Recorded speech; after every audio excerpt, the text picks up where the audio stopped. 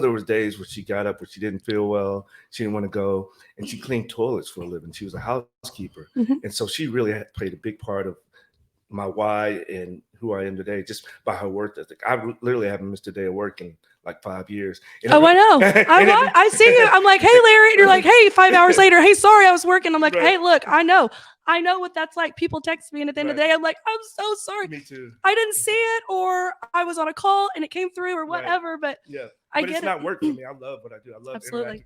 It's something that I look forward to.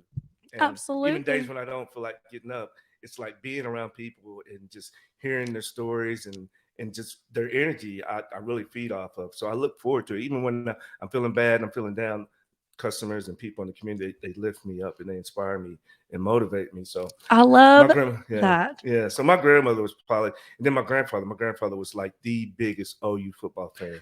The only time he ever cried in his life is when OU lost the game. I can't remember the game exactly.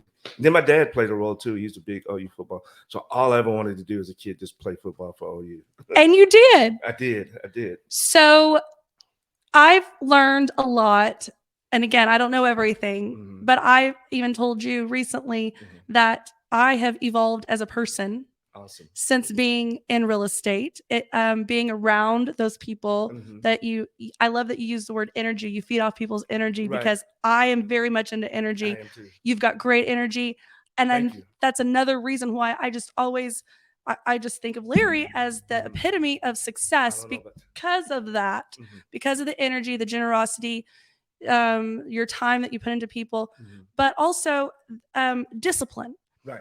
That is a huge piece of being successful. And I've learned that. And that's hard. Sometimes that's hard. And so I love that you used your why, your village, your grandmother, your grandfather, your dad, to drive that discipline. Absolutely. Because it takes discipline. It does. To go to school and play football. It does. It takes a lot of discipline, time management.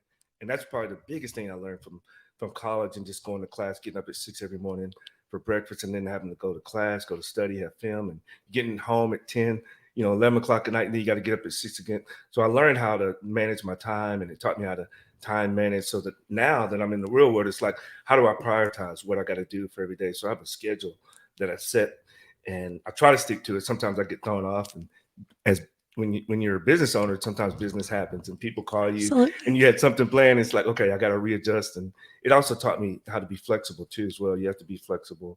And, but yeah, so I've learned a lot and I'm still learning. Oh, absolutely. Oh, you learn every day. Absolutely. In our world, if you're an entrepreneur, a business owner, self-employed, like you said, scheduling. Right. That's so hard. That is the hardest piece, I think, for a lot of, for us in real estate. A lot of my colleagues, we all really struggle. But all the experts and all the most successful people say, you got a time block. You got to stick to that as best you can. You got to prioritize, like you said. And that is so hard. It is. But playing football, playing football and going to school helped you with that. Absolutely. Obviously, it helped me with that. Being a teacher kind of helped me with that. I'm actually getting back to my teacher ways of scheduling. That's actually awesome. It's kind of weird. It's kind of random, but anyway.